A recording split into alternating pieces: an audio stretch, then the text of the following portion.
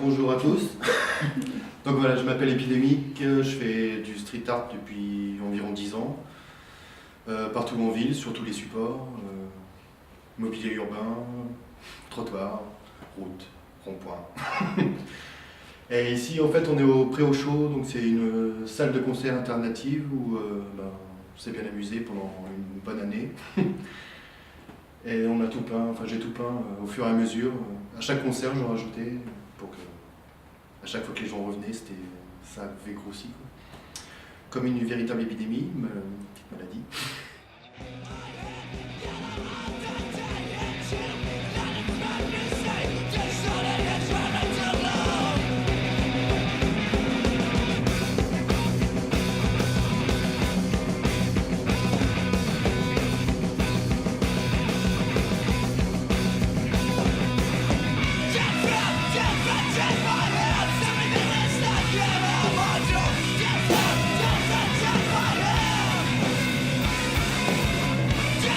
Donc, j'ai commencé à peindre dans la rue il y a une dizaine d'années parce que j'avais plus de place dans mon atelier. Donc après avoir peint les murs de mon atelier, le plafond et les mobiliers, j'ai fait ma poubelle. Et puis voilà, j'étais parti dehors et j'ai jamais arrêté. Et ce qui m'intéressait aussi, c'est de voir la réaction des gens. Parce que j'interviens pas en une fois, je fais pas un gros truc tout de suite, je fais 3-4 bulles, je m'en vais, la nuit d'après j'en fais, et puis comme un petit chat en fait on le voit jamais, et puis on voit juste la pièce grossir.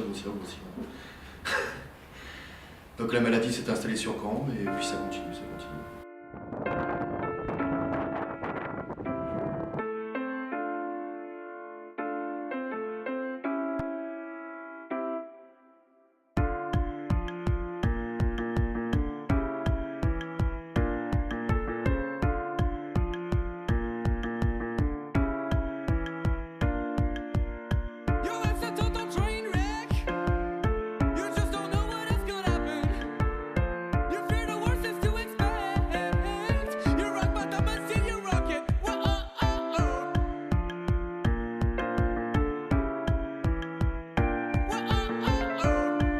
Peindre la nuit, voilà.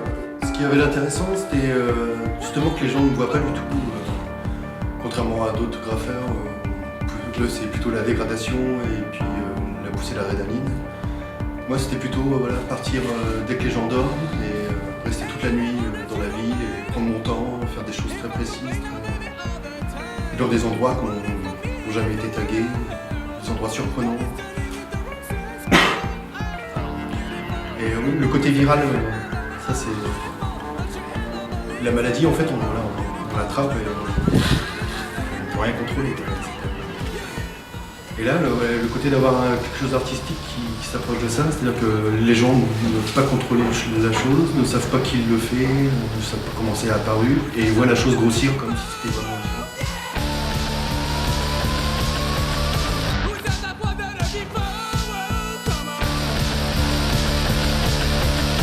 Mon atelier, moi j'ai fait les beaux-arts un temps et j'ai pas été très productif et très social, disons. Et pendant une dizaine d'années, en fait, je me suis enfermé dans mon atelier à faire des grands formats. Donc j'ai tout donné. J'ai tout donné aux gens. Et le côté justement maladie, c'était que comme j'étais plus trop sociable, j'étais faire des petits stages en hôpital psychiatrique et là mon concept était beaucoup plus clair dans ma tête. Et j'ai eu un prof qui s'appelait Joël Hubo, qui lui aussi joue sur le côté épidémique, donc qui m'a bien aidé aussi à guérir. Et c'est marrant parce que c'est en fin de compte la peinture qui m'a sociabilisé et qui m'a libéré de la maladie. Donc c'est la maladie peinture qui m'a libéré de la vraie maladie. Si l'art sert à quelque chose, ça sert à ça.